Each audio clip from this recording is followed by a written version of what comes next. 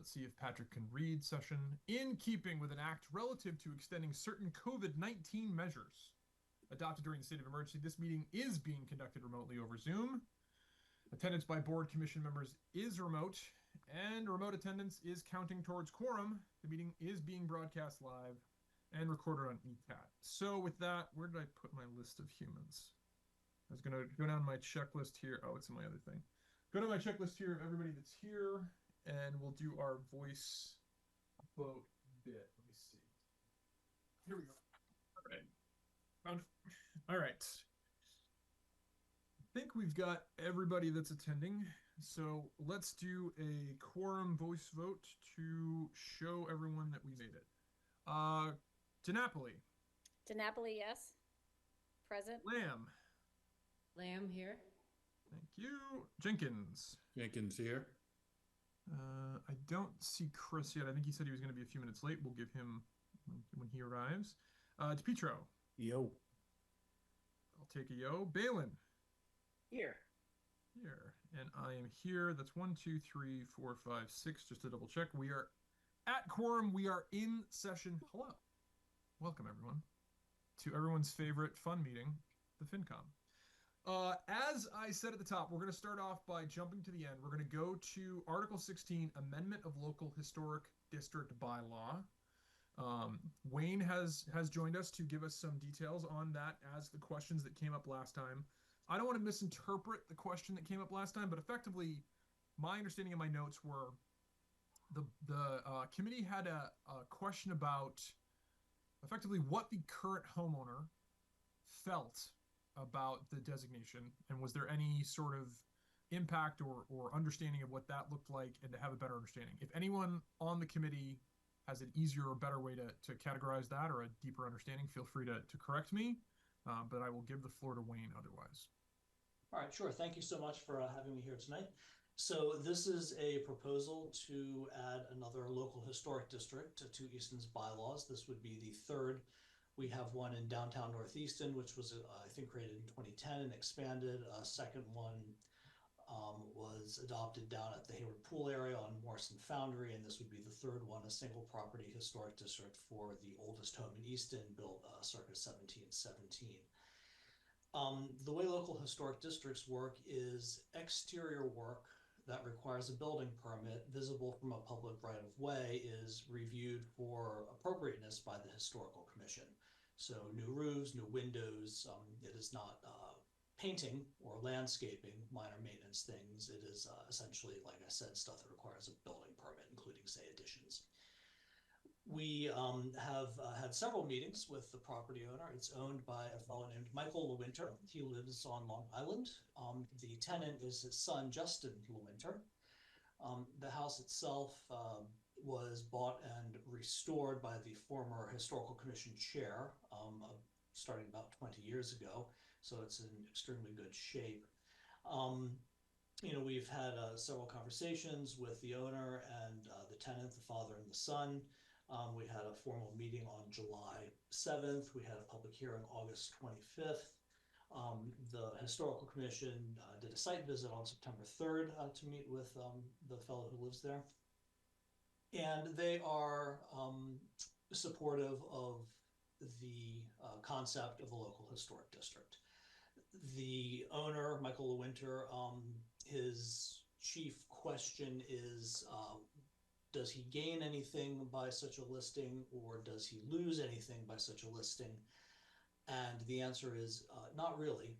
Like I said, it's exterior changes that require a building permit that are reviewed, and the Historical Commission always works very constructively with the property owner to make sure that they can, take care of and live in their property.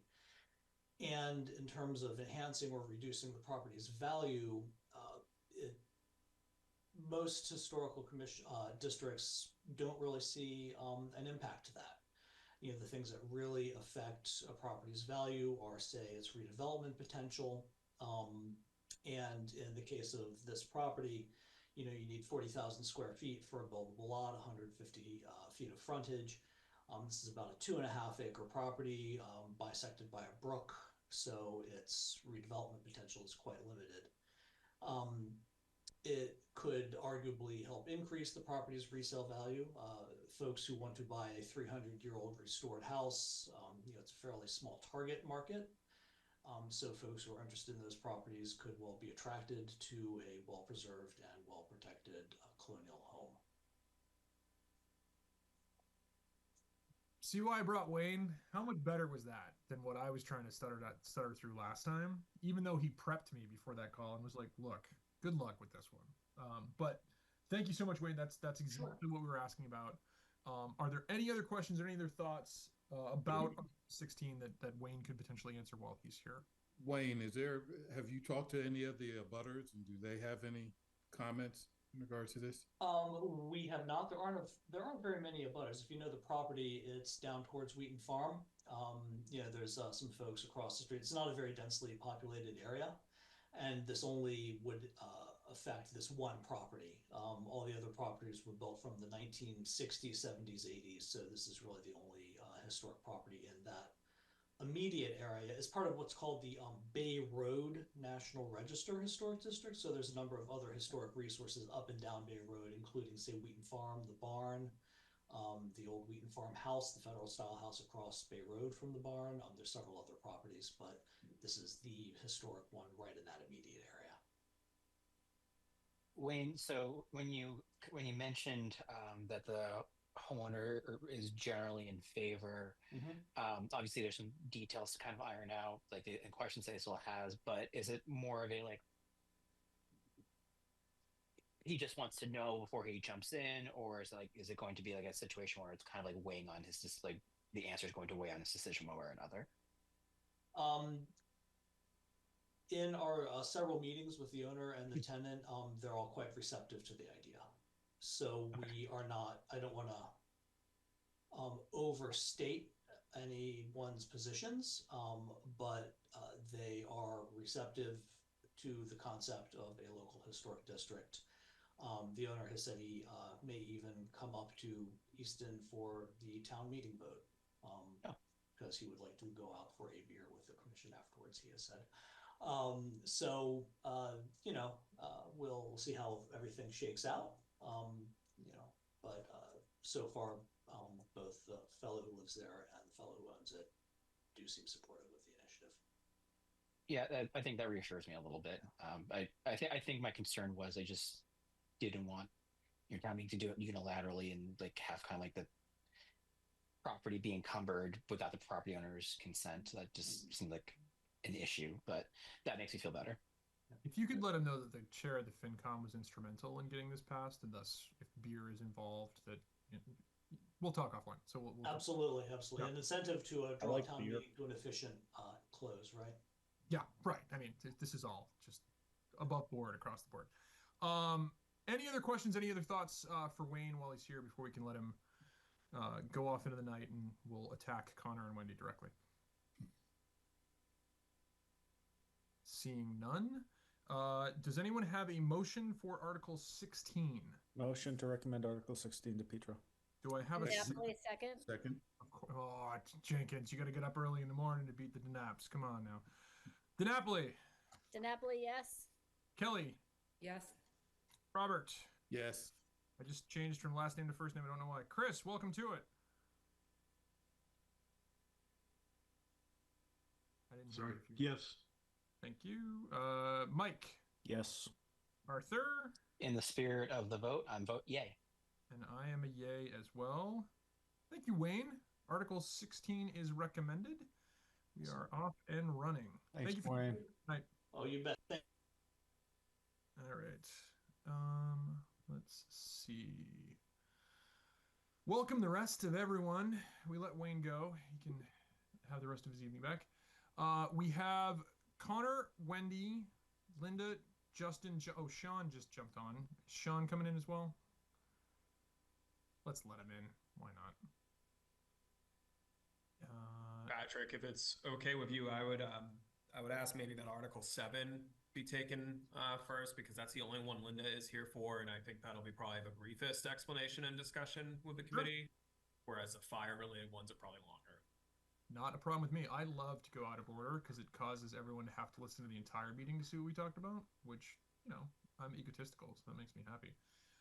Let's jump back to Article 7. Similar to the questions that we had about Article 16, there were a few people that had a deeper question around some of the investments themselves, what the caretaker type associations, what the teeth around what these investments could be, look like, what the fiscal policies are, etc. So we did go through exactly what's written in the warrant as listed, but I will turn it back to, I think, Chris, you had some questions. Arthur, you had some questions. Mike, I believe you had one as well.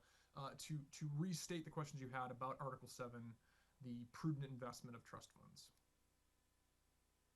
In essence, where I was coming from on mine, I don't know if you had a comment first, but was really just around what are the guardrails and mechanics around it. The way it's written in the warrant just looked very sort of wide open. It seemed like a very good idea that I would be in support of, but I, just in the name of being thorough, was curious: are the restrictions on where to put it, who's ultimately has the decisions on it, et cetera, that kind of stuff. I can speak to that. I'm Linda Hawks, by the way. I'm not sure I've met everybody. The town has a certain number of buckets of money. There's our general fund money, which is all of our operating expenses. And then there are stabilization funds. And then there are other funds like scholarships, the library funds, OPEB, stuff like that. So the general funds are, it's all mandated by law what a treasurer can do with that money. General fund money all goes into Massachusetts banks. There's very little that we can do with that type of money. Trust funds are regulated right now also by Chapter 44. And they have, if you want to, you can invest them in electric companies, railroad companies, treasury notes. And if you wanted to get into the stocks and bonds market, you have to only invest them in a list of vetted companies. They're old companies. The state has to approve these companies.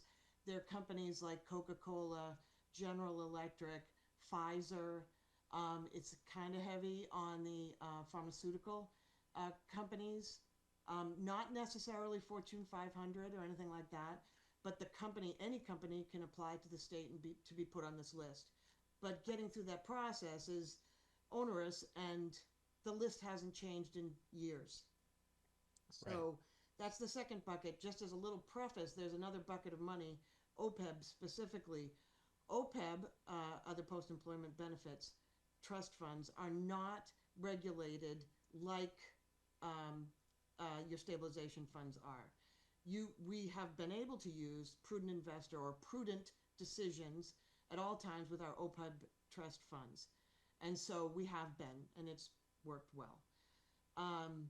What the Prudent Investor Act does is it allows treasurers to invest money in anything, not just the legal list, that very short 20 or so companies of stocks and bonds. So it gives the treasurers, or in my case, I'm not a CPA, I'm not FIA, I rely on our investment company, largely Bartholomew, to make these decisions for me, and they've been doing well. So passing the Prudent Investor Act, it does have to be a local option. The town does have to accept that. Otherwise, we're restricted to the legal list. It just gives a treasurer a little bit more leeway with what they can invest the funds in, while still being careful.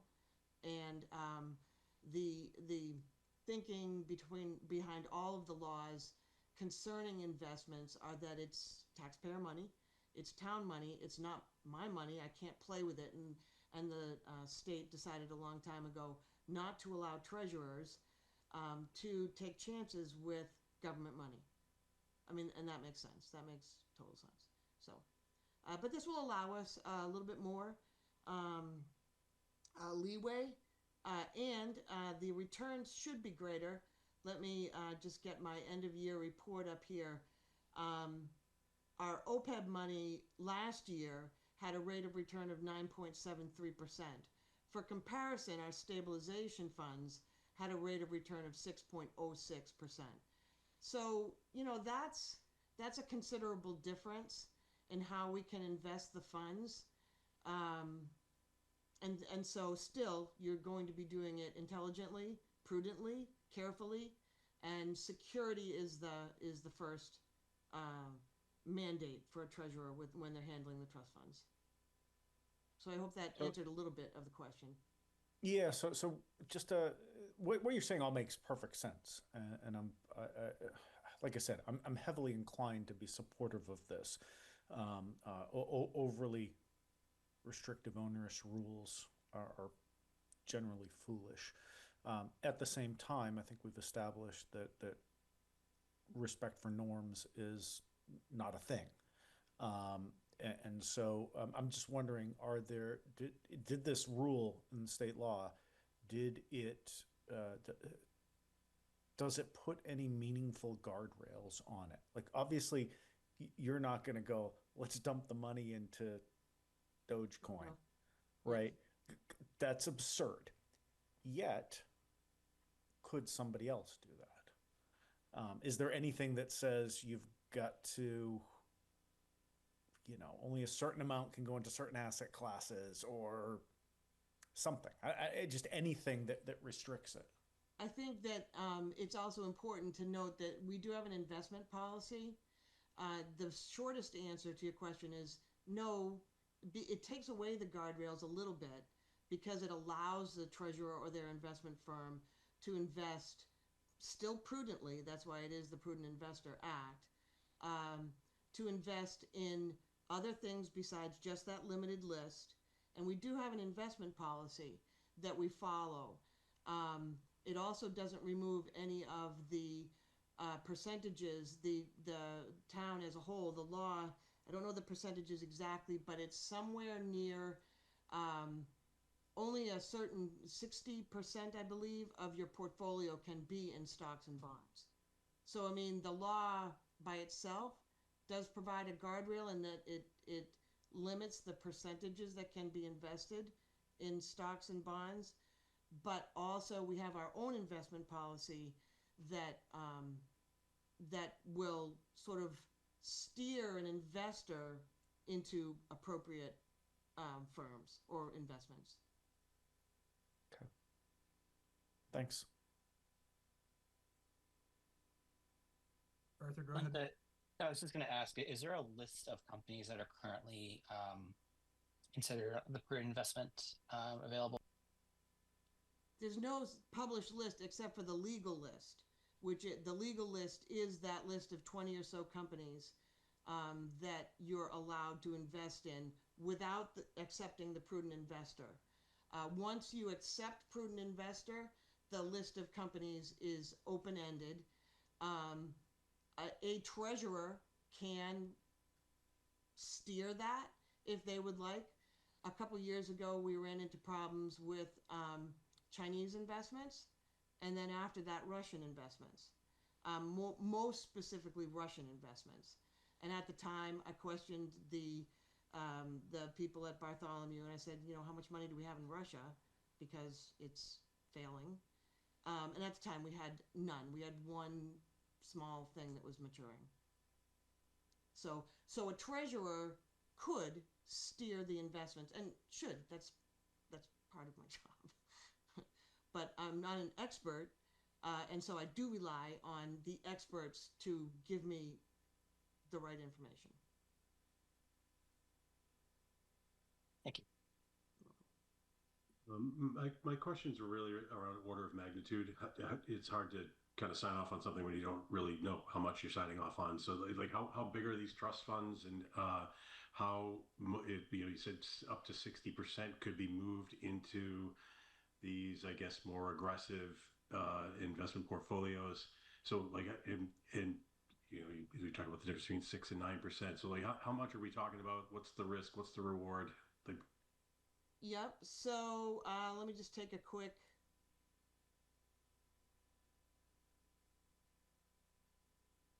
in all of our stabilization accounts, we have about $15 million at the end of June, $15.5 million. And to be clear, that's not our general stabilization. You're talking about the aggregated Correct. general stabilization, special purpose stabilization, things like capital, sewer. Yes. Okay, just Yes. because that's relevant, obviously, to the town's ongoing Yes. budget management. A lot of those are restricted funds that we can't just kind of plow into the general fund. Right. Right. Right. So if we had done this just high level, if we had done this a year ago, 15 million, that means up to 9 million of that could have gone into something more aggressive. It would have Yeah. yielded another 3%. So we'd be talking another $300,000 or it's so. not, although it's not necessarily more aggressive. Understood. Well, It's just more, it has better variety, but the level of your, or the aggressiveness of your portfolio is determined by our investment policy. And right now it's a very conservative. Actually, I'm one of the, well, for the better or the worse of it, I'm one of the most conservative treasurers around. So always, the people at Bartholomew are always trying to get me to, be more aggressive, and I just, maybe the next person down the line. I hope. sure the good people of Easton appreciate that. That's a double-edged sword, so yes, very conservative, very safe, but, could you make a better return? Probably, but did that answer your question, though? Yeah. Any other questions, thoughts, comments? Can I on- just ask a quick question, Patrick? Absolutely not. Not a chance. Thank you. How long have we had a professional relationship with Bartholomew? Much longer than I've been here, which is 9 years. We don't know. Wendy, do you know, or Connor, do you know how long we've? There are very few treasurers, whether it's Bartholomew or not, there are very few treasurers who handle their investments on their own. Right. I'd say it's probably close to 20 years, maybe. I think that they were brought in by previous treasurer. I don't think when Cindy Curry was here we had Bartholomew, and she retired in like 2002, and Teresa Cooey was a treasurer in 2005. So I'd say we've had them for at least 20 years. And Okay. we've done well with them. Thank you. Any other thoughts, questions, comments for Linda about article number 7? Motion to recommend Article 7 to Petra. Do I have a second? Second to Jenkins. Napoli. Even though- I beat her. All right. Yeah, right. I got stuck on mute. You tell her. DiNapoli. To Napoli, yes. Lamb. Lamb, yes. Jenkins. Jenkins, yes. Percio. I didn't hear him. Yes. Sorry. Petro. Petra, yes. Balin. Abstention. Abstention. And I am a yes. Okay, that's 1, 2, 3. So that is a recommend with 1 abstention. Thank you, everyone. Okay. Thank you. Do we need to put the reasons for the abstention on the record, or? I don't think I No. do. No, it's just. I think Okay. Arthur wants to share. Yeah, you're free to. No, I really don't. I really don't. I just didn't know if I needed to. Do you have a relationship with them, Arthur? I believe that there's a I don't know for sure of this conflict, but on the safe side, I wanted to err on the side of caution. Love it. See, FinCom, not only the fun committee, the ethical committee on top of it, right? Here we go. Linda, thank you so much. I think that's Thank all we need from you tonight. Thanks, I appreciate Linda. the Thanks, candor and the info. Thank you. Have a great Thanks, night. Linda. Two. Okay, so that's 7's a recommend. So 16 and 7 are done. Connor, it's your party, my friend. You want to go right back to? I didn't look to see if 2 had any bills on it. Let me look real quick. Nothing yet. No, we have no bills yet, right, Wendy? Right, no bills. Okay. So we'll keep this on the warrant up until the night of town meeting, and then we try very hard here not to have unpaid bills. It happens occasionally, and if there isn't one, we'll dismiss it on the floor.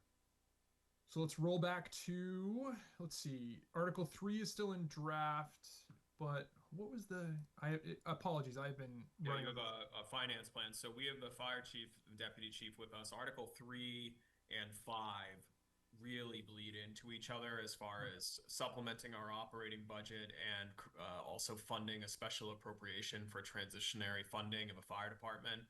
So provided it's okay with you, Patrick, we would think it would be helpful if the chief just give a quick presentation overview of where the fire department operations stand, how we got there, how we need to try to navigate out of it.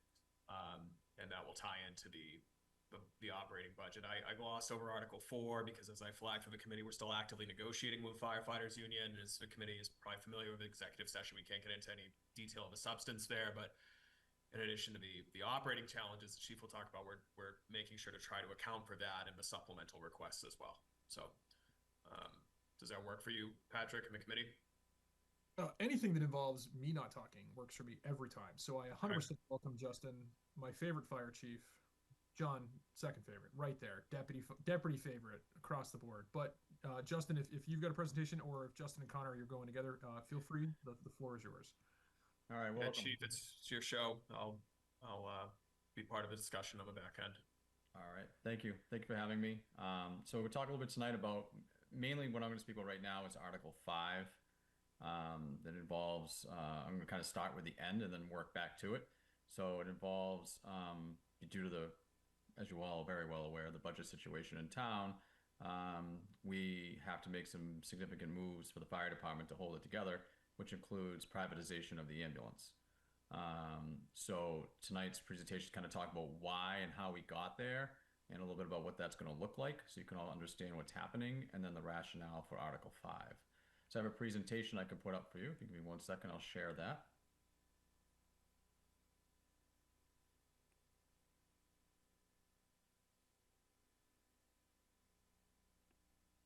You are up. 1 second. Get into slideshow mode. My buttons are hidden. There we go. All right, can we see that? How many fire truck pictures do you use at the beginning of your presentations? That's the most important question. I always use one. I pick one to put up there, so it's just something different each time. Next one might be the new ladder truck, actually. Outstanding. So, yeah, so we try to mix it up a little bit. So, and you can see my arrow because I'm going to use that, correct? Yes. All right, thank you. Okay, so as you all are aware, the fire department's been struggling. You heard a lot of presentations leading up to the annual town meeting where we talked about being down 9 firefighters coming into FY26. We're down 10. We'll get more into that after we go. But I kind of want to lead you on a history of how we went from growing and being a destination to privatization of the ambulance and layoffs, and take you to how we think we're going to hold the fire department together. So if you back up a little bit, in FY23, we were staffed at 10 on paper. So we had 10 people per shift, 4 shifts. So that's 40 firefighters working. But we only had 9 on the roster. So we were in the position to hire 4, but the market has been tight for years for paramedics. You know, for instance, the state used to put out 700 plus paramedics a year through paramedic school, and now it's down to about 100, just over 100, which creates a real bottleneck for getting paramedics. So even back then in FY23, it was a problem. So we decided to try running the shifts at 9 and moving the vacant salaries to overtime, and let the 9 members run the shift and see how that would work out. Because prior to that, when we were at 10, we would still drop to 8. So we're going to talk a little bit about shift moving, and I have a diagram later to kind of show you how that works. But when we talk about shift dropping, when someone takes vacation or they're out on a holiday or sick, we would drop a shift down to our minimum, which is 8, is how we run it today. So a shift at 10, we could have 2 people off before we have to have overtime. A shift at 9, you can have 1 person off before you have to have overtime spent. So that's what we refer to as when we drop, just so you can understand part of the presentation. So when we were at 9, you could have 1 drop, and then it was overtime beyond that. But you'd have multiple firefighters off. And this worked day to day, but had a heavy toll on overtime for the members to work. So they were working a lot of hours. It was taxing on them. And then as we got through that year, a lot of discussions were taking place internally with the union leadership and the members of the department that we were burning them out. It became clear that we were burning out the firefighters and then we needed to do something. So we took on a deep dive inside the department. We looked at to see what can we do, what are our options. The 10 drop to 8 model proved to be very expensive because of the amount of people we could have off. So we took a look at the overtime budgets and what we could do. And we realized that without asking for additional funds to hire new firefighters, we could reallocate the sizable overtime budget to 11 firefighters per shift and drop to 8, which would give us 3 firefighters off before we needed overtime, which is a very efficient model. So we did that. We presented that to all of you, got that approved. So when we dropped to 8, it means we had 3 off, no overtime use. It was a very good system. It reduced burnout, stabilized the department, morale went up, very efficient system. People decided that we wanted to come here. So we were hired, thanks to all of you and the residents. We had new equipment. The promise of the new stations was coming, the better staffing plan. And what happened was people wanted to be here. We were a model for a mid-sized department. People wanted to come here. We took a lot of laterals, which is a transfer from other fire departments. People with a lot of experience came here. The future was bright. We got through 24 planning that, and 25 we're hiring, trying to get into that model where we put 11 on the shift. So as we get into 25, we're still trying to get up to our 11. We have some budget cuts kind of creeping in. The writing was, what's going on, what's happening. We're still working at getting towards our 11. But by mid-year, FY26 came into sight. Like, we all knew what was coming with FY26. You're all very aware of that. And we basically got to a point about mid-year where we had to stop trying to get to 11 because we knew when we got to FY26 we wouldn't be able to hold on to them. So we didn't want to bring any additional people in here and then 6 months later lay them off. And unfortunately, even one of our firefighters came in kind of close to that deadline, and he ended up leaving, recognizing the situation. So we got really close to the built-out full model, and then we kind of fell off a little bit because what happened was the projections were bad. The potential layoffs were out there, and the firefighters talked to each other, and they realized that we have a real problem. And the junior people, because we lay off firefighters from the junior up, so the most junior, most recently hired person would be the first to be laid off. So all those members who had just transferred to Easton realized their jobs and livelihood were on the line. They couldn't work, knowing that they may not be able to support their families. They'd have a layoff, uncertain future. So they started to leave. We found out that a retirement was going to happen, which absolutely ensured that with the current FY26 budget that was proposed, that we ended up with, that no one would need to actually be laid off that was an active member. But as the bullet points out, the damage was done. We couldn't stop the tide, so we got faced with people leaving, our junior people leaving. We also had people leave due to promotions. There's a whole bunch of reasons that people were leaving. And then the override failure last year really did us in completely. We had a couple young members. They pay attention. There's probably some watching this now. They'll certainly watch the select board on Monday. And they hear it, and they know that 27 is not good. 26 wasn't good. 26 is worse. And we don't know what 28 looks like, but it's not going to be gangbusters, barring some major town-saving funding source, an override, or some major new growth that somehow miraculously shows up. So without that, we ended up down 10 people. So we have a department that lost everything going forward.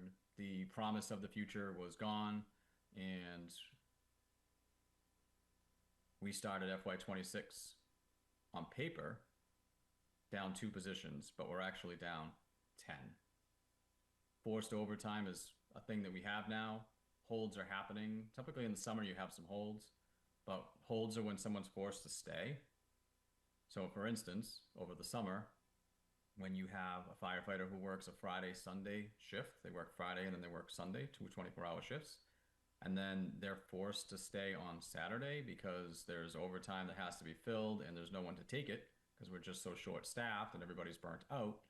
They have to stay on that Saturday, and that means they're working 72 straight hours in the middle of a summer, missing a family event, missing time with their children, missing something important, getting rest in between their shifts. So many things that affect them mentally, physically, that while during the summer, a few of that's expected, the amount we endured this past summer was just excessive and detrimental. And we're still experiencing it now in the fall when we don't normally. Normally in the fall, it's kind of let up by this point. It hasn't. It's not anticipated to. And the prospects of next summer are something that we can't let happen again, because even our senior members will start to leave us because they can't endure what they went through.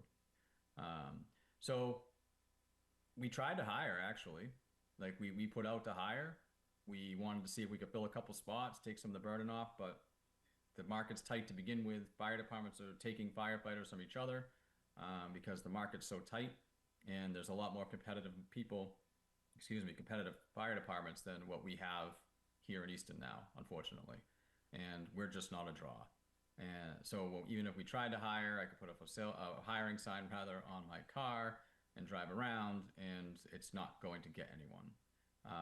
And we've tried.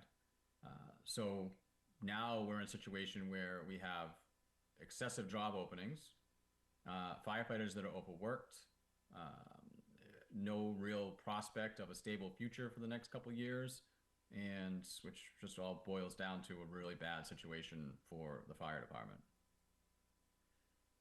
So, kind of alluded to this earlier. In September, we lost another firefighter. That's how we got to our 10. Went to Stoughton. It's a sad departure.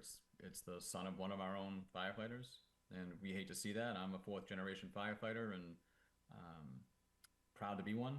And seeing that happen, seeing a father son get together and then get split up, is not what we want.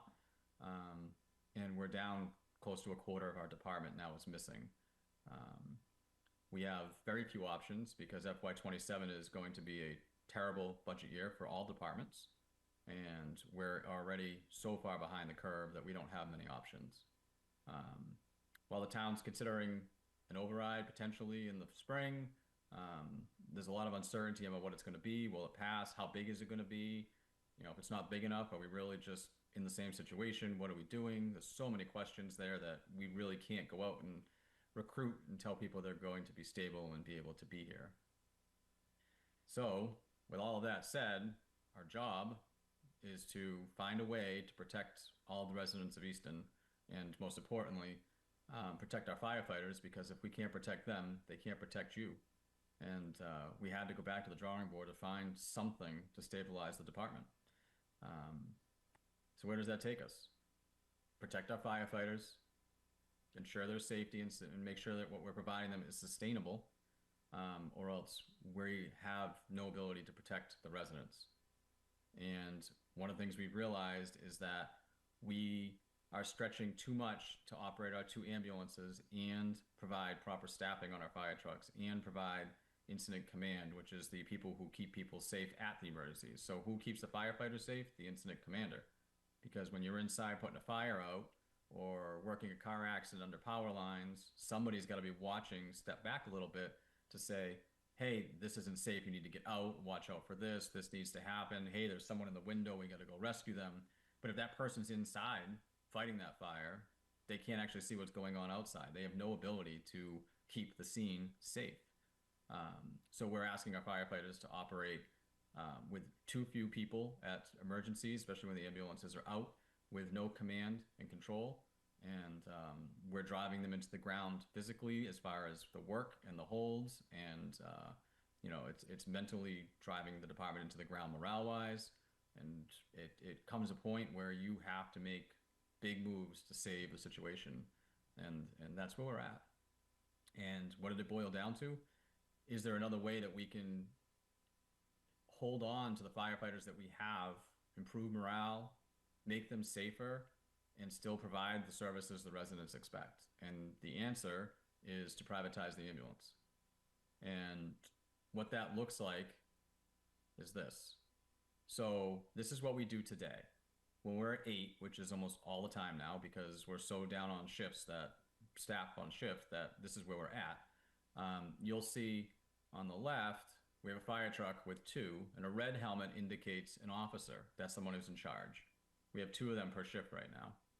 Every fire truck should have an officer. Someone has to be in charge of that truck. So we have 1 fire engine with 2, another fire engine with 2, and then our 2 ambulances over here at the hospital have 2 firefighters on each one of them. And that's what we look like. Now, if this ambulance wasn't at the hospital, it could staff this ladder truck, but after multiple times just today alone, both ambulances are both out at the same time, which means this truck is not available. So our ladder truck just sits there. It doesn't go anywhere. And this is the commander's car, which unless we have an extra person, which we don't, they wouldn't be able to go in the car. The commander actually has to go in the fire engine and go do the work on the fire truck instead of being in the commander's car to get out in front of calls, make good decisions, plan the incident so it goes smoothly. So today, this is what we look like. Every time the ambulances are out, there's only 4 firefighters protecting the town to deal with whatever comes next, and which happens all the time. And the 2 people who are supposed to be keeping the scene safe actually have to be the ones pulling hoses and using the jaws of life and putting themselves in harm's way where they can't actually see what they need to protect their firefighters and the residents. So this is what we do. There's no real path to get away from this in the current model. When we went to 11, it improved it a little bit because you weren't always at 8. But ultimately, the model carrying the ambulances takes half your shift away when they're out, which is all the time. Once upon a time, our ambulances weren't so busy. And you could count on these firefighters down here to be available more often. That's why the ambulance model worked for us. But they've gotten so busy that they're just not available enough to have them count consistently to make a safer staffing model. So in the private ambulance model, we're going to talk about 2 versions of this.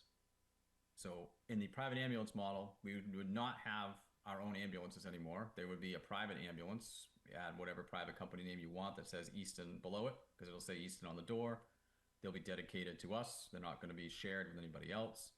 But what we do is we take our shift and run 8 on a shift, and we focus them over here now. And what that provides us is an officer in the car to be able to maintain incident command safety and safety, oversight, 3 firefighters. Now, these 2 could interchange. There could be 4 on the ladder and 3 on the engine, but for the purposes of explanation, you'll have an officer in charge on this truck with 2 firefighters, and an officer and 3 firefighters in charge on this truck at all times in town, ready to go. So even though the ambulances are at the hospital, our staffing remains the same. And that's why this model works for us going forward, because we don't have the option of growing the department to a level where we can get safe fire staffing and hold on to the ambulances, because that would take an infusion of significant money that has to be sustainable going forward.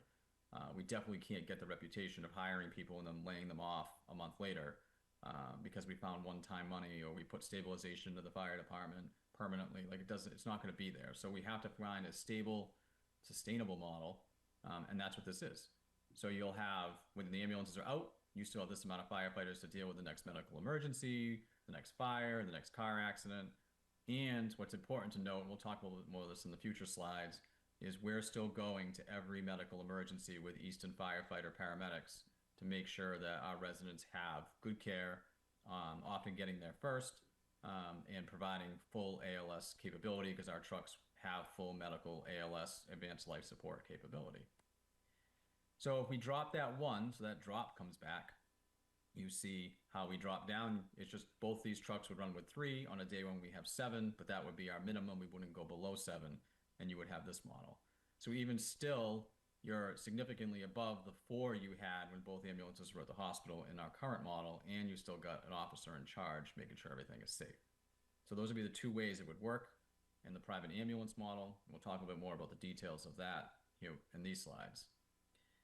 So again, we're going to have more consistently and safely staffed trucks than anything we've tried to date.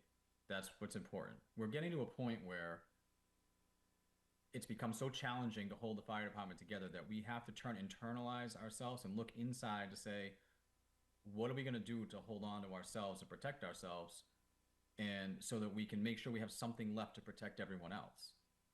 And this is what we're doing. We're going to put enough firefighters on these trucks so that they feel safe, protected, and investment in them, that we can protect the public and keep it going and make people want to be here again.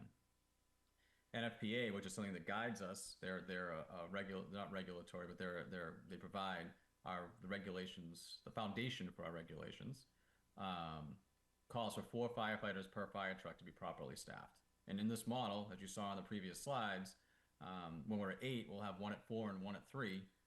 Additionally, we're going to have people actually staffing our ladder truck and not just occasionally being able to do it. So that's something that's really big for a smaller community, to be able to staff a ladder truck. Most communities like us do not do that. They use ambulance staff to do it and hope the ambulance is in the station when you need the ladder truck. We're going to have lieutenants assigned to every apparatus so that we have proper command and control, and a dedicated officer providing clear oversight for incident safety. Additionally, having the officer in the car in this model allows us to handle 3 calls at once. While the officer in the car can't solve the emergency, they can meet a mutual aid ambulance or something like that. So we're putting an Easton person at that 3rd incident to assure that it goes well. So that gives us some depth and ability to handle situations we face, because we go 2, 3, 4 calls deep often. So what's important? So as we move forward, the residents are not going to see response time deficits. They're not going to see reductions. In fact, I think they might see improvements, because we're going to have that more consistently staffed fire apparatus that are going to be available and be able to spread out better to get to these multiple emergencies that happen at once. Easton firefighter paramedics will be on every medical emergency in their fire trucks, which have all the ALS equipment that you need to provide whatever you need until the ambulance gets there. 2 ALS ambulances is what we run right now, and that's what we're going to have in the private ambulance model. They will be based and housed in Easton, dedicated to Easton, to make sure that we have no reduction in ambulance availability, so no change in that aspect. So because our trucks will be spread out across town between the fire stations, we'll often be the first ones there, and again, we'll deliver that ALS care that the residents expect now. We're just going to have somebody else to help take you to the hospital.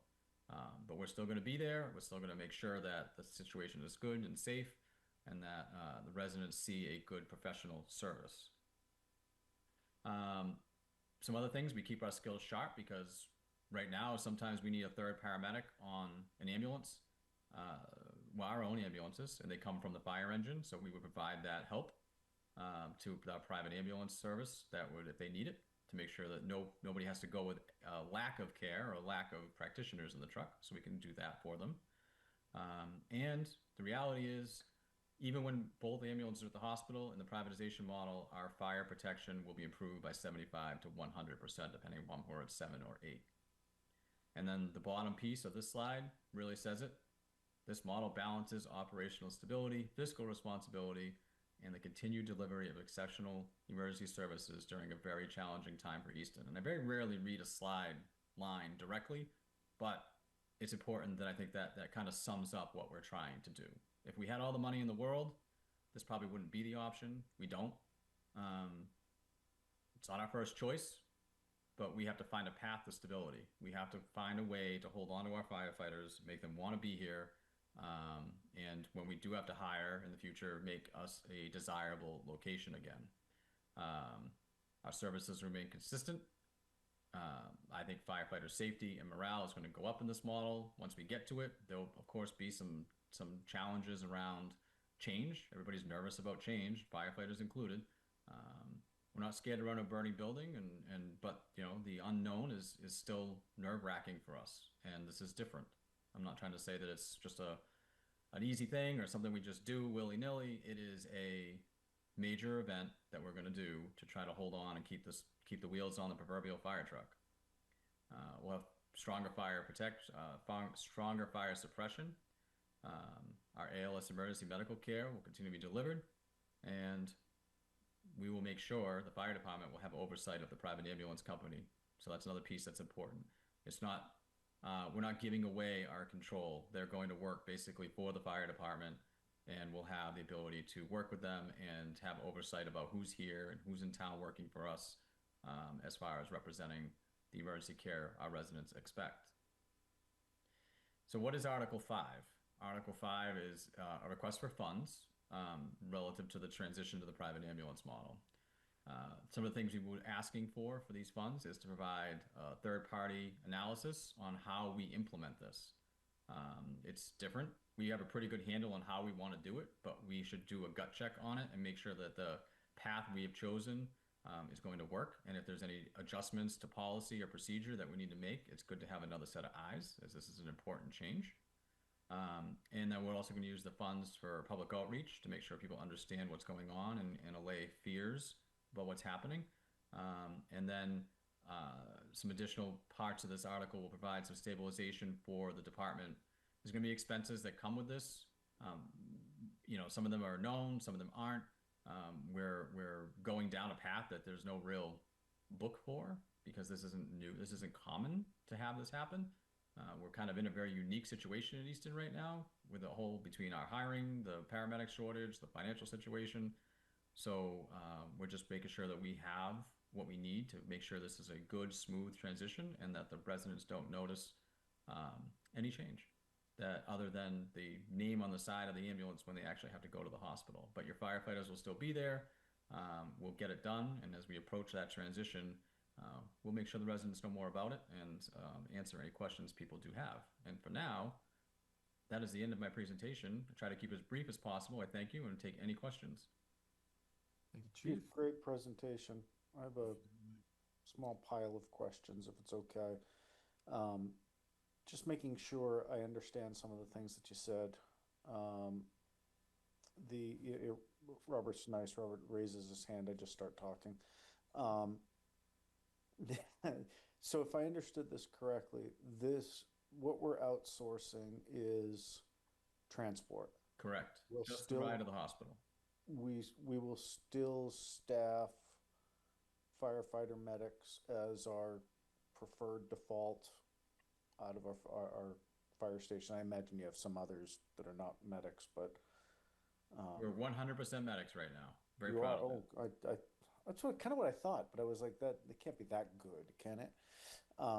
So they'll maintain their credentials, and although they'll be responding on a truck, they'll be responding to med and trauma calls per usual. Correct. It'll look just like it does now. It's just the name on the truck that drives you to the hospital as your other patient changes. Everything else works exactly the same. Okay. And these private ambulances, will they be using our apparatus or bringing their own and painting Easton on the side? They'll bring their own, and what they typically do, and I would expect that here, is they'll say the name of the company, and then let's say up on you see my arrow here, up on the top it'll be like the name of the company, and then on the door it'll say like Easton Medic 1, and the same thing, Easton Medic 2. And these will be staffed with medics or I's or B's or what? So typically in the private model, you'd see a medic and a B, called PB, and then we have the backup medics if they need that second medic.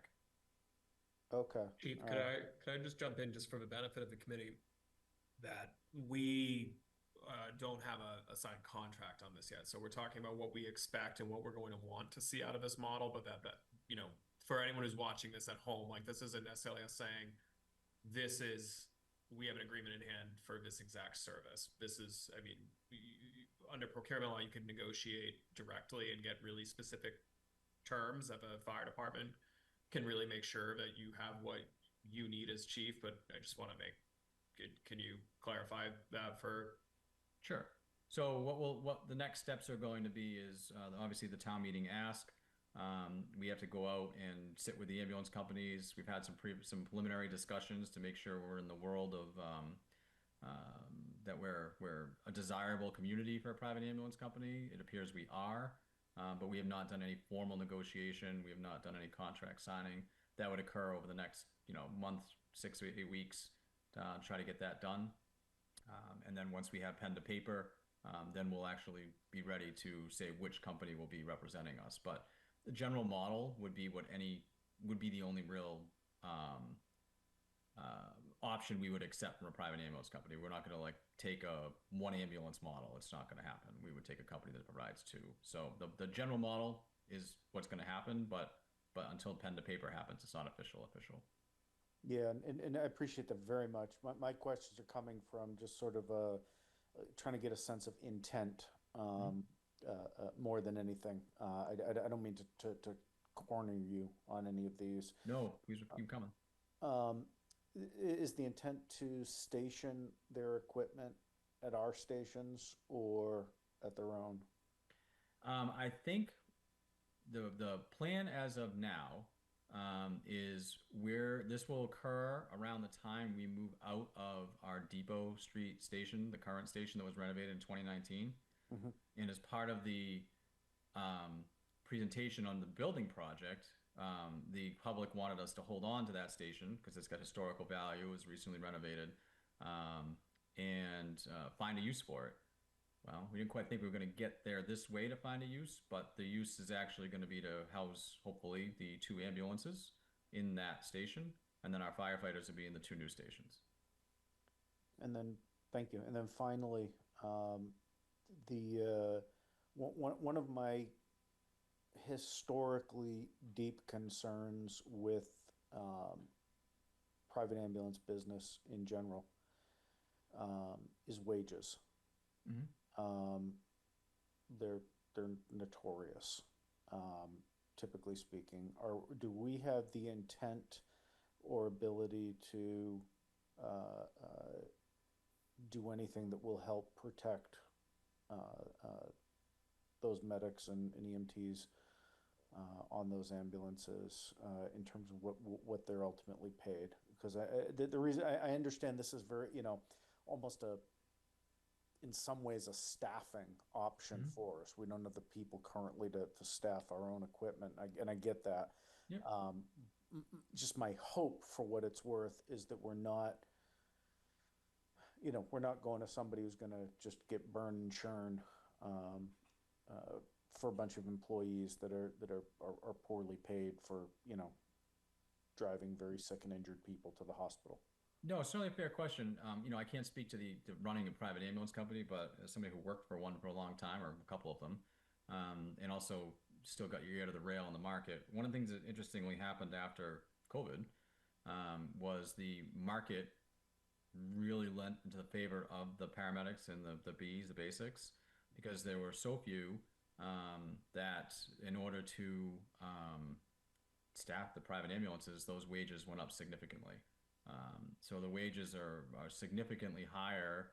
Paramedics, it's just anecdotal because I haven't applied myself, but paramedics and 911 systems, especially with any experience, are, $30s to $40 an hour now. And I'm not trying to claim that that's enough or not enough. No, I understand what you mean. Yeah, it's not like it used to be. I mean, when I used to work as a basic, it was making, years ago, it was like $8 an hour. It's right. Not, the field's changed a lot. So I think the market competitiveness has driven up the wages for private ambulance staff. So I also think that Easton will be a very marketable location for private ambulance staff because it's a great,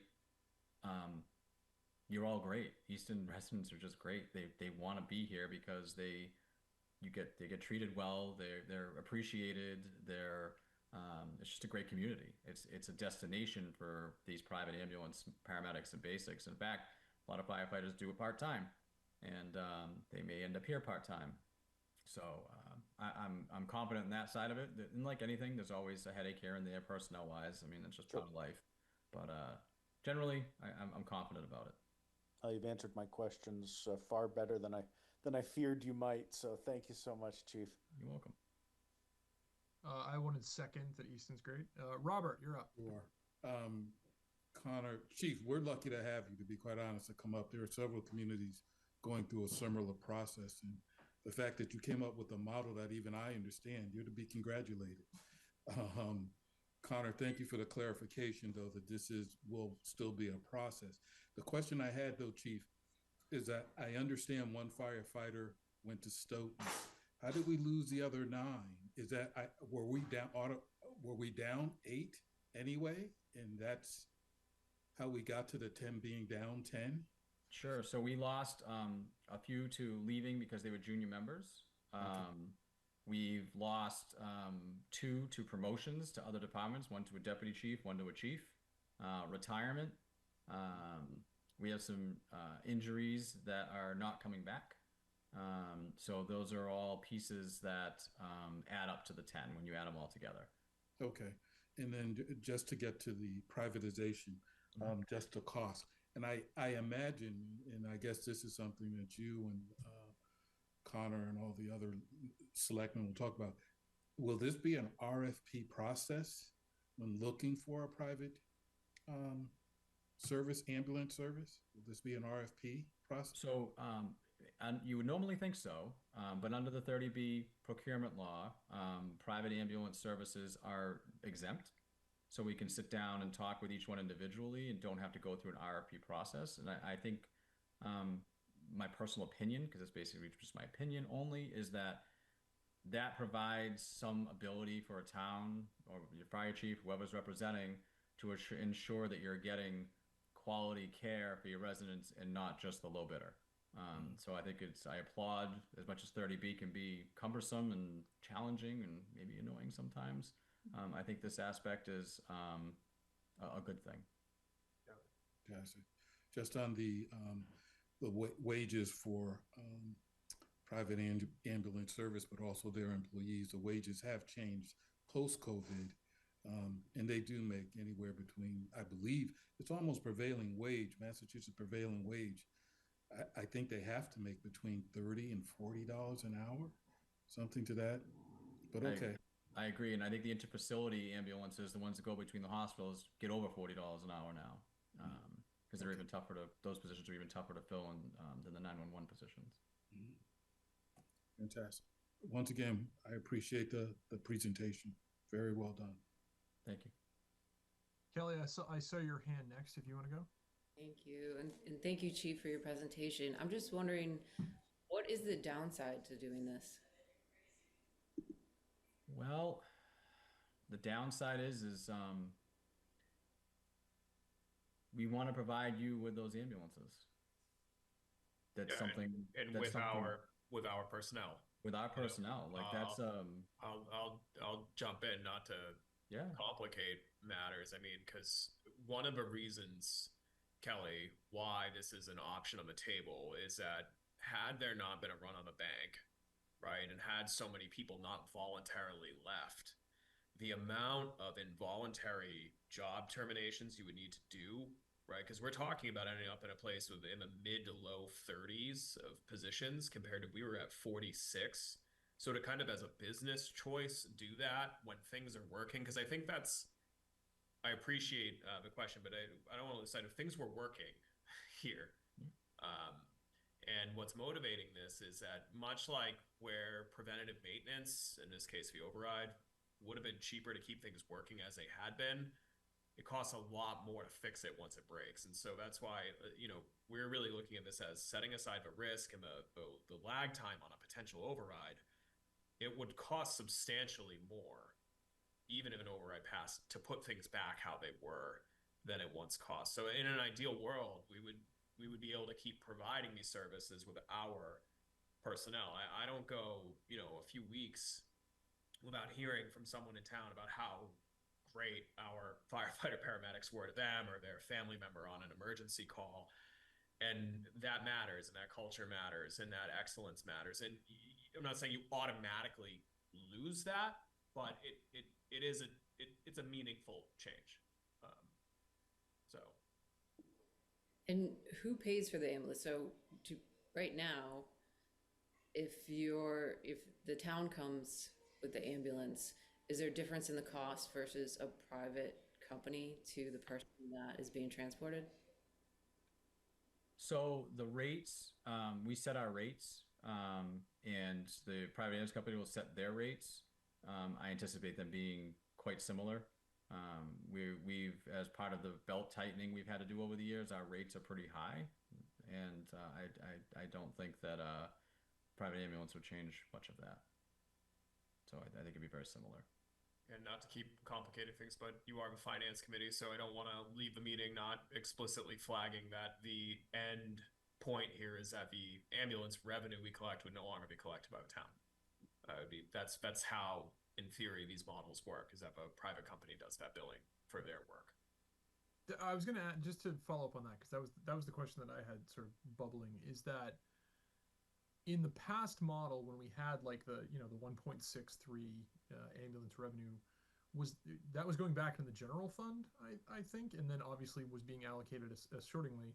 This is a stopgap measure. Obviously, Chief Connor, a lot of those funds, or maybe all of those funds, or more than those funds, were being used for these types of subsequent town health benefits, but it wasn't one-to-one. You weren't getting those receipts back directly into the fire department, I don't think. Or am I incorrect there? So, I mean, no, it wasn't a receipts reserved account where it was restricted for them, but I think the easiest way to look at it is the fire department costs more than $5 million to operate. Ambulance calls are 70% of their volume. Ambulance revenue is not 70% of their revenue. Got it. Yep, that's the best way to say it. Thank you. Smarter people than me. Kelly, were you done? Did you get everything you needed? I did. Thank you so much. Arthur, you're up. Thank you for your time tonight.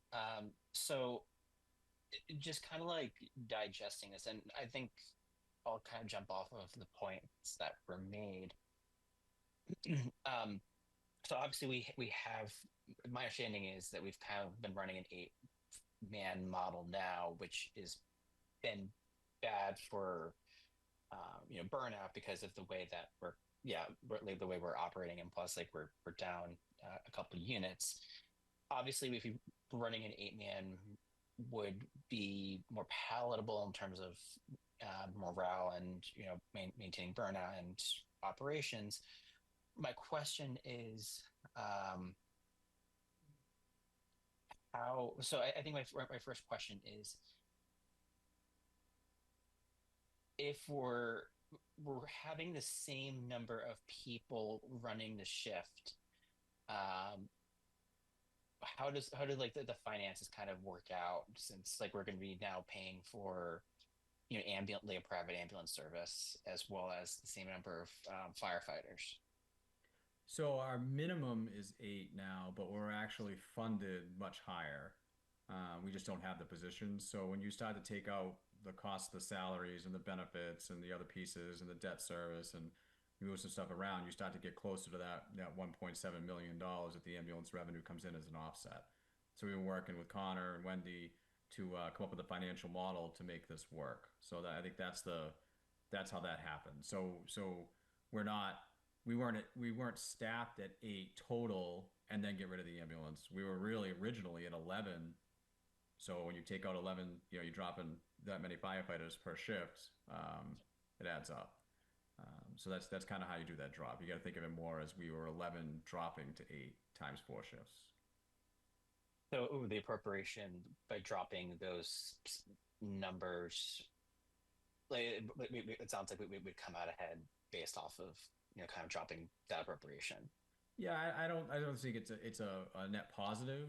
I certainly think that there's some evenness to a slight investment perhaps for transparency, but it's a lot lower than what it costs to try to get back to 11 to something that works.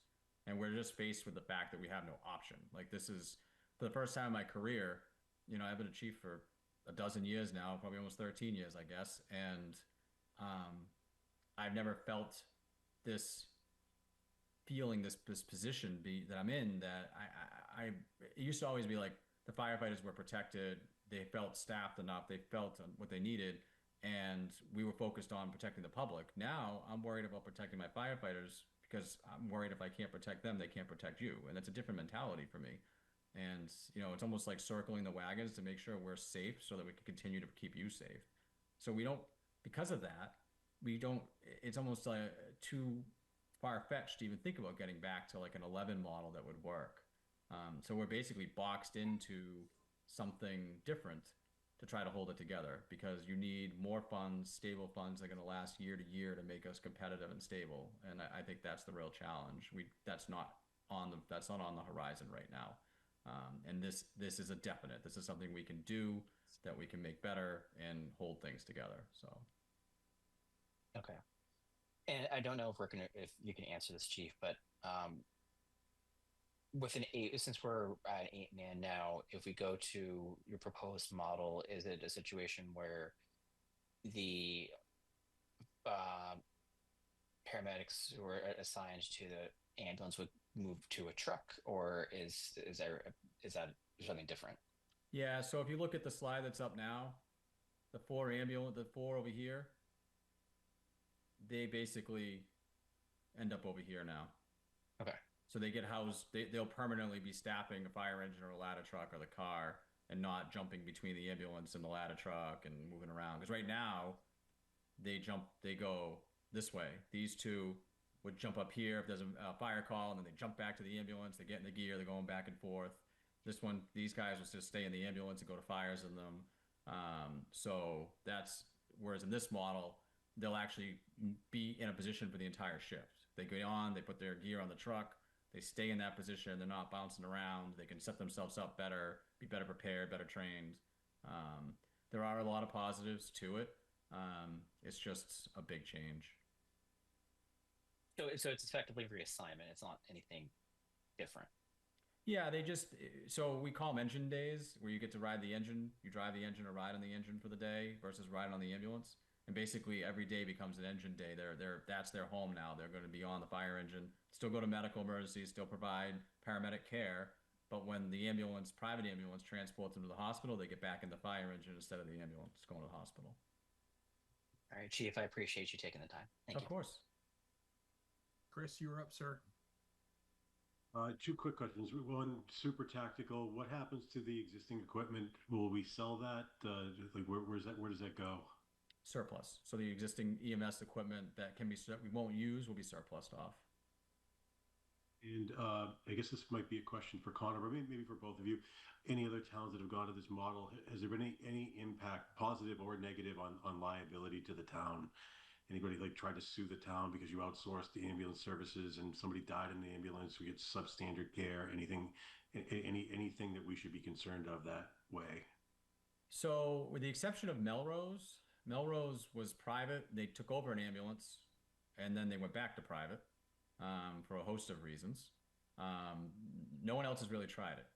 But what I will say is that private ambulance service in towns and cities is common. Maybe not in our area, like Brockton has it, the cities have it, Milton has it, Middleborough has it. There's third services like Wareham and New Bedford and Fall River. But on the North Shore and Metro West, it's very common. So you have fire departments with private ambulances working together every day, and the care gets done, and the substandard care issue doesn't really creep up that I've been able to uncover. I think you could ask people in these departments that have private ambulance, and you'll get something like, "Oh, I wish we had the ambulance," and you'll ask another person, they say, "No, keep it the way it is." You can get all sorts of opinions about who you ask, but they stay with it. Their models work. Boston's a big city. They don't have the ambulance. It's Boston EMS. It's not Boston Fire that provides the ambulance. So the models across the country, this works. There's just 2 ways to do it, and I think they both work when executed properly. Is the private company an agent of the town, or is it truly a privatized service that just happens to operate within the town? I missed the first part of that question. I'm sorry. Is the private ambulance company an agent of the town? Are they considered a subcontracted service provided by the town, or are we literally absolving ourselves of ambulance services and effectively giving it to a private company to run? So they're contracted with the town to provide the service, but they are their own entity. Yeah, and Chris, we work with legal counsel and with our liability insurers on any contract, particularly if something is sensitive, to make sure that we're writing it in a way where either the company acting on our behalf can have the pretty broad qualified immunity under state law for municipal personnel extended to them, and if not, that there's sufficient indemnification and hold harmless language between the parties so that we're not all suing each other. Thank you. But it's a good question. Thank you. Glad the lawyers are getting involved on that. Back to Mike. A really simple, I quick thought one. my questions were going to augment Mike's, not add new ones. Mike could ask questions. This is probably a silly question, and I apologize in advance for asking it. Vans or trucks? You mean like a box ambulance or a van ambulance? Yeah. Box. Yeah, okay. It'll be a box. I mean, there's typically a 4-year age limit in them too, so they can't be more than 4 years old. So you don't get a clunker in town. They gotta rotate them out. They can use them somewhere else, but not Easton. Cool. Thanks. Absolutely. Again, great presentation. I had no idea there were different types of ambulances. There's lots of types. I don't ask this sarcastically. Is one better than the other? So a van style, a ambulance, if you will, to be a little punny, is more for BLS basic transports, where you don't have a lot of equipment running and IV pumps and all sorts of things going and wires everywhere, so you don't need the room. Dialysis transfers, returns to nursing homes, those are the things you use that style ambulance for. And then the box style gives you the room and the storage for dealing with more acute patients who need IV pumps and vents and extra people in the back because you're doing CPR and all these things. So that's why you typically see 911 systems run boxes, and you see the BLS side, anyways, of the private world in vans. But you do see box style privates, and those are typically ALS units that do the more intense calls. Learn something new in the presentation. Thank you. Absolutely.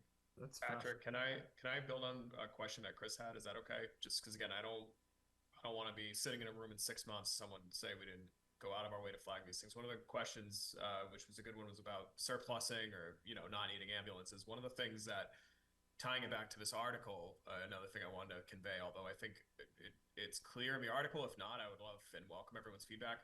Town meeting is not voting whether or not to approve the operational decision here. That's a call from the fire department and the fire chief. But this is an article to provide a supplemental funding account. We're proposing $195,000 for incidental costs, because we've done not things exactly like this, but we know when we dissolved dispatch and went to regional that you run into situations that you can't fully anticipate until you're in it. One of the things that this article will help fund, in addition to the implementation analysis as far as policy congruence and things like that, is looking at some of the non-direct operating expenses, right? Because we would be losing that ambulance revenue, and to the chief's credit, we're not trying to hide the ball here and say it's going to be a net positive. This very likely will be a net increase of what it costs to run the department compared to today, but we're not comparing it to today because today's not working. But one of the things to keep in mind is that the fire department on the town side is probably the heaviest spending on the capital budget when it comes to ambulance things, and so that's cost avoidance that will add up to hundreds of thousands over time as well.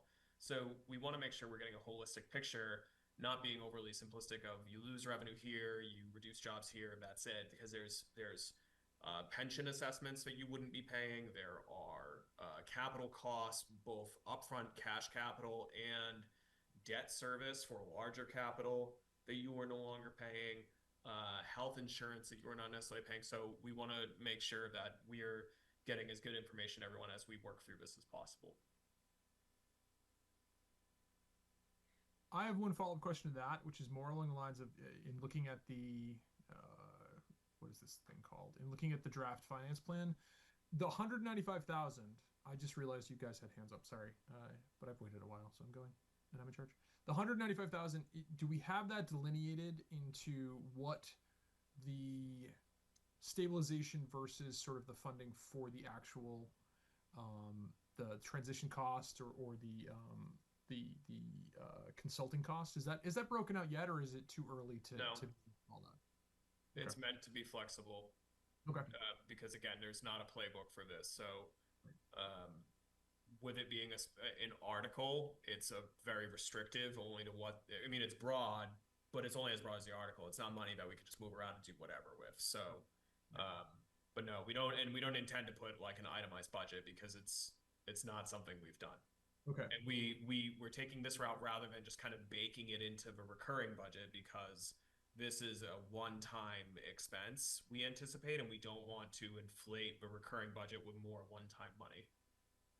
And then the essentially at the end of that, let's say in the process of this stabilization fund or whatever else comes out of it, we have like, we'll just use dumb numbers. We have $50,000 left over in a stabilization fund that's sitting there, and in 2 years, 3 years time, we determine that that is no longer necessary. Would that have to come back to town meeting to dissolve that stabilization to move it back into a general fund, or would So it I just want to be clear, it's not a stabilization fund. It's an article.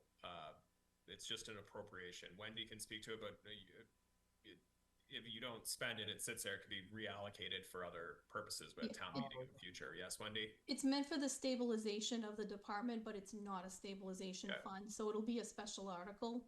Gotcha. And those can just be closed out when they're no longer needed and will become part of free cash. Or you could just reappropriate it for another purpose. Got it. All right. That was my confusion. That's why I was missing that point. Okay. That's it for me. Back to Arthur. I see you first.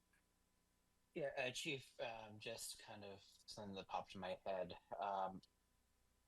Is there and obviously we're not, as I think Connor mentioned, we're not debating the merits on the operations, but is there a possibility that like we sign a contract, and I mean, this may not be how it works, but we sign a contract for a certain number of years at a certain cost, and then when it comes up for, renegotiation, we're in a position where they make a offer that is a lot higher than what we were already paying, and is there a potential that we do this and like a couple years down the road we're in trouble because of kind of how the company would renegotiate?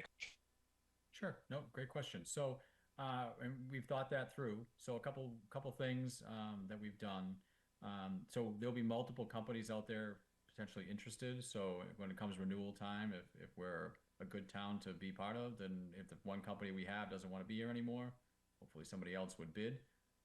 But in a absolute worst case scenario, and no one bids and we're stuck with a deadline where our private ambulance is going to go away, we don't want to be caught flat-footed.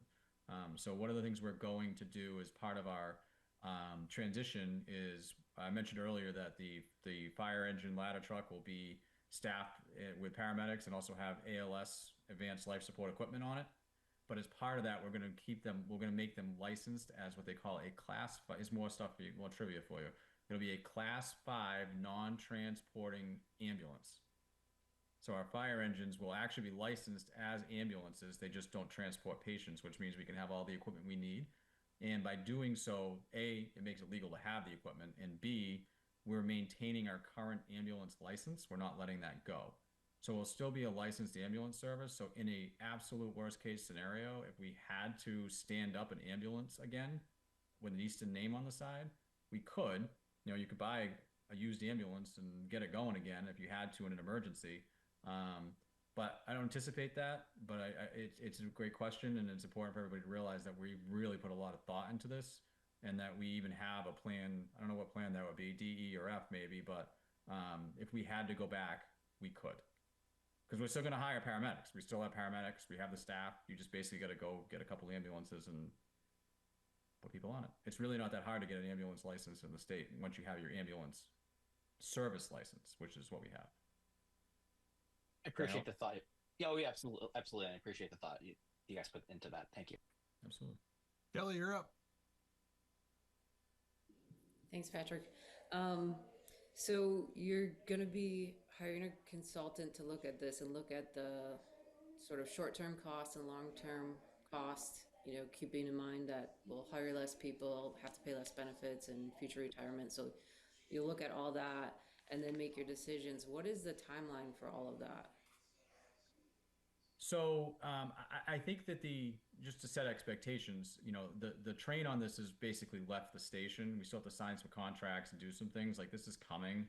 The idea behind it is it'll take a look to make sure we're not going to find ourselves in 2 or 3 years with a financial problem based upon our decisions, so we can make adjustments now if we have to. But additionally, since there was I liked his analogy, there is no playbook on this, and we're using our knowledge and expertise in the field to kind of build one. And there are people who provide services who can who are basically from the field. They're retired. They have a lot of experience who consult, and they'll take a look at what we're doing and offer their expertise to make sure what we're doing is going to work, or help identify a policy that might not be quite right, or a policy we're missing, just to help us with that. And also importantly is public outreach. They're very good at creating easy to understand public outreach and helping us do that. So those will all be kind of pieces of what that is. But it's not really being utilized to decide if we should do this or not. It's to make sure that we are doing it. Let's do it the best that we can. Okay, and do you still have a timeline on when you think this transition will happen? I would say late spring to somewhere between May and July 1 would be my anticipation at this point. Thank you. Absolutely. Any other questions, thoughts, comments from our side? Excellent. Chief, I really appreciate you taking the time. I echo everybody else that this was a fantastic presentation that did a great job of explaining the staffing, the new normal of what staffing would be with these private ambulances. You also taught me that there's multiple types of ambulances, which I'm literally blown away by the fact that I have never noticed this in my short 22 years on this planet. My hair is premature gray. So I appreciate all the work and all the effort that went into putting this presentation together. Connor, I'm looking to you. I assume that we then will navigate. I don't know if we can vote on this directly. I think we have all the details we need. Yes, yeah. So Article 5, I think, has been very thoroughly covered. While we have the chief, I would also just flag for folks, and Wendy and I can speak to that. The Article 3 is amending the budget. This fall, we sent a series of documents to you. It's not. I'm making it sound worse. It's really a few pages of stuff. The first is a finance plan where you could see in Article 3 we're proposing amending the budget, $300,000 for the fire department and $33,123 for debt service, and it identifies the funding sources there. That is largely related to ongoing overtime and outstanding collective bargaining that we are also trying to wrap up while doing all of this. And the funding sources are identified. We're happy to take questions from the committee and would seek your recommendation on it. The other document is a budget summary that shows that so those increases are offset with a variety of additional budget cuts and some revenue improvements. So new growth being slightly better than what we forecasted, motor vehicle excise being a little bit stronger. State aid too from the cherry sheet. State aid a little bit better. Budget.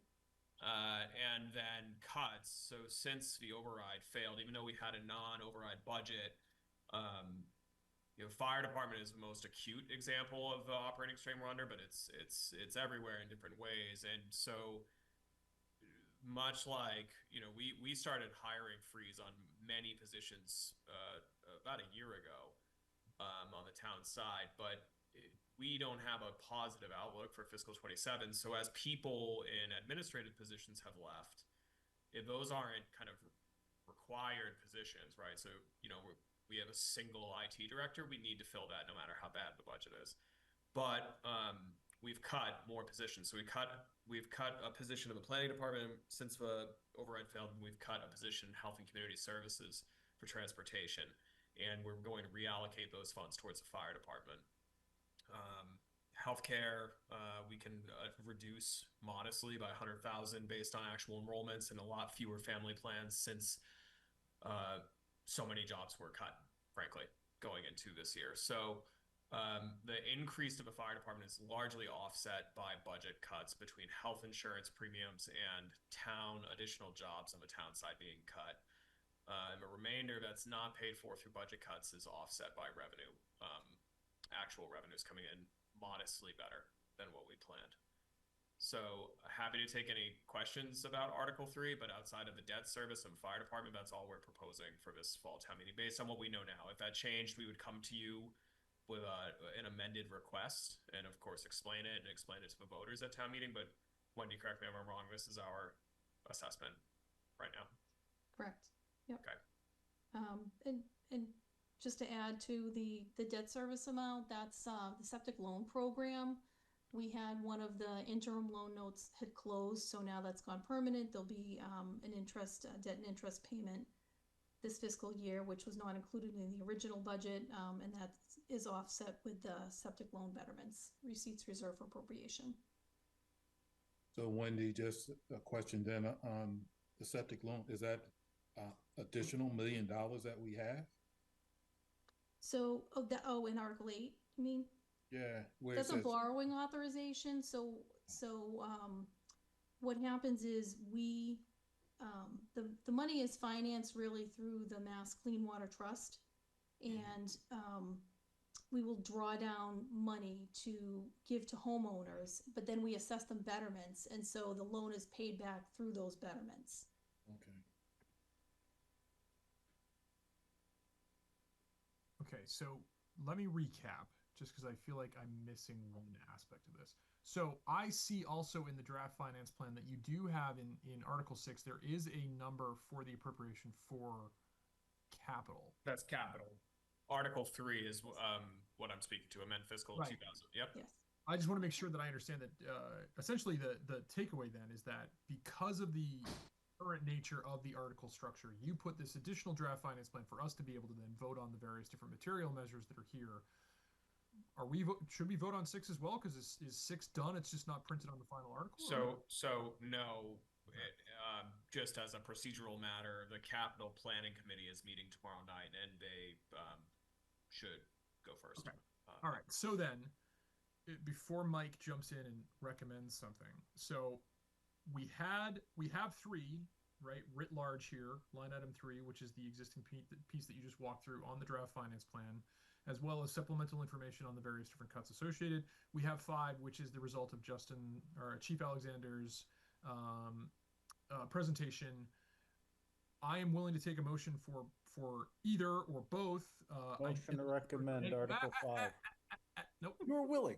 Chair is still speaking, so the disturber is quiet, unless there are any other comments or questions on those 2 articles of note.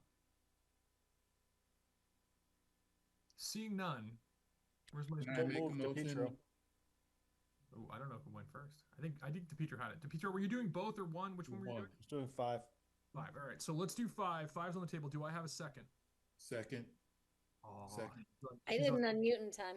He's on mute, so that's my second. So to recommend Article 5, DiNapoli. DiNapoli, yes. Kelly. Sam, yes. Jumping back and forth. Jenkins. Jenkins, yes. Percio. Yes. Petro. Yes. Balin. Yes. And I am a yes. So Article 5 is a recommend. Thank you all. And then let's transition to Article 3. Robert, if you'd like to. Sure. Could I make a motion to accept Article 3? Do I have a second for Article 3? Second, DiNapoli. Before I even was done. DiNapoli. DiNapoli, yes. Lamb. Sam, yes. Right that time. Jenkins. Jenkins, yes. Percio. DePietro. Yes. Balin. Yes. And I am a yes. All right. So that's Article 3 and 5 are both recommended. We did 7, we did 16. So thus, to make sure we're all on the same page and I'm not missing anything because I'm real dumb. 2, we have nothing, so we're punting. 4, negotiations are still ongoing, so same answer. We're also punting. And if those wrap up, we may just consolidate that into the budget supplement because you can do that. Okay. Like that, it's written in the warrant. I don't know if voters are doing version checks on me, but they're free to.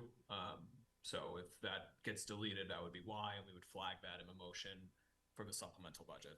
Okay. And then 6, Capitals meeting tomorrow. We'll have a final version of that at some point in the near future. Yep.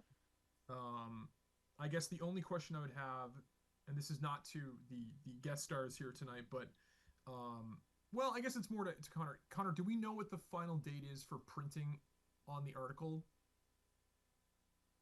Offhand? 15 days in advance of town meeting has to be posted. I don't, but we have an administrative one internally, so the clerk's office has enough. So I don't have it off the top of my head.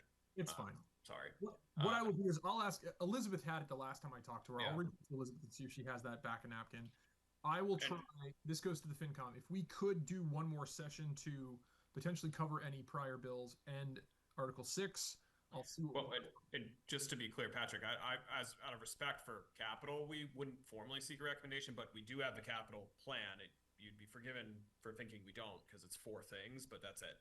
It's in the finance plan. Right. So we could take any questions anyone has now. I just wouldn't ask for a formal recommendation. No, yeah, that was going to be my final point here. Oh, okay. I want to talk about it, absolutely, but I want to make sure, Sure. that just from a planning standpoint, just because obviously calendars are hectic at best. If we did need to have an additional supplemental meeting to recommend or not recommend capital, then I would send that out ahead of time. But same answer that I always give you all: keep the day of town meeting free so that we can do that pre-town meeting to hopefully check off any last minute boxes. Before we dive into capital, let me just think: can we release the Chiefs, the best Chiefs in the biz? I would just like to interrupt, because we do have Article 9, which is a sick leave buyback request. That was recommended already. We recommended. Oh, that was already recommended? No, Oh, we were okay. like, this makes great sense. We don't need any That's additional. the norm. They asked a bunch Okay, of good. questions. I didn't All have right. answers. It was great. Yeah. So for the capital, I'm not a great fast reader. I don't see anything on here that's fire department related. Correct? It's police cruiser and then a variety of other pieces.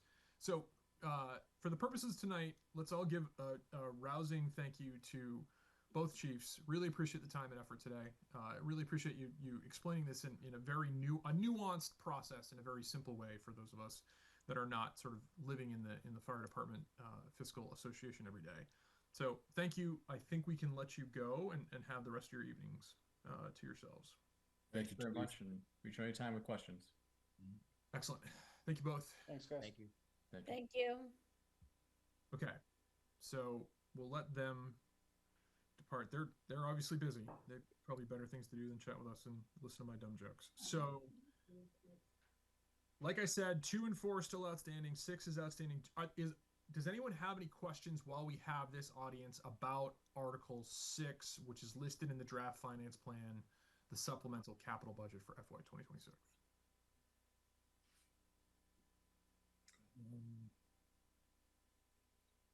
Just on the school technology, Connor, I think you said we had to hire someone. Is that the same position? I'm not sure. Sorry, the Article 6 is for school technology capital funding, and I was referring to the town IT director as a position we'll be having to replace due to retirement. But that's for a pretty typical annual capital purchase of technology supplies for the schools. Mostly Chromebooks. Okay.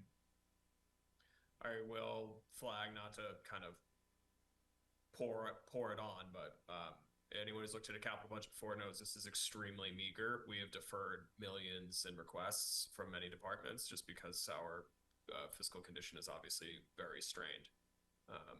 So appreciate that. Any other questions on capital? Bear in mind, we will have in some way, shape, or form a formal discussion about this when that article comes back up for us to talk about. But any thoughts or questions with our geniuses resident here? I include you in that too, Sean. You're part of the brain trust here.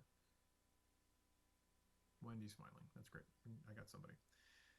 Seeing none, the only other thing we have tonight on the docket is a meeting minutes approval. We've covered all the things that I had listed out as far as warrant articles for tonight based on, we still have 2, 4, and 6 open. We'll obviously come back to those when necessary. Having said that, though, I think we can release Wendy, Connor, and Sean and just do our last minute meeting minute and then adjournment. Echoing the same point we made to the Chiefs, like I really appreciate the thoughtfulness and the time and effort you guys have put into this.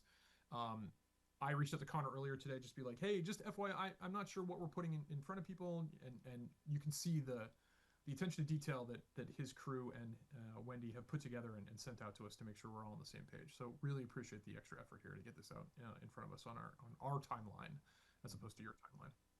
I appreciate the flexibility of the committee and the conversation as well, particularly about the fire department. They were good questions. Thank you. Yeah. Thank you, guys. Thanks, everyone. Thank you. You.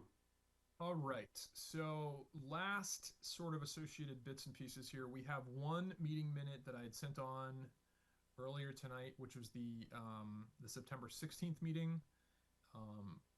If anyone has any changes or updates to Drive, I will take them now. Motion to approve. Second. DiNapoli, DiNapoli, yes. Lamb, Lamb, yes.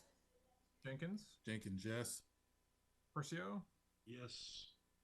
Petro, Yes. Balin. Yes. And I am a yes.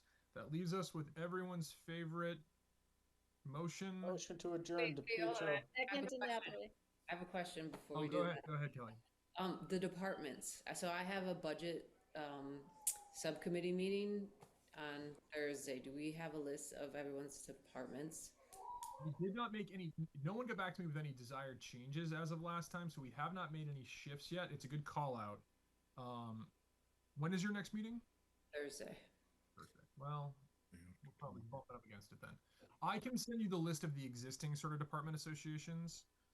There is a couple caveats in that we can I have that list. Okay, that's current state. We haven't had any changes come through as of yet. We can put that as a secondary point, but no one reached back out to me with desired changes after the fact, so that it's been sort of stalled.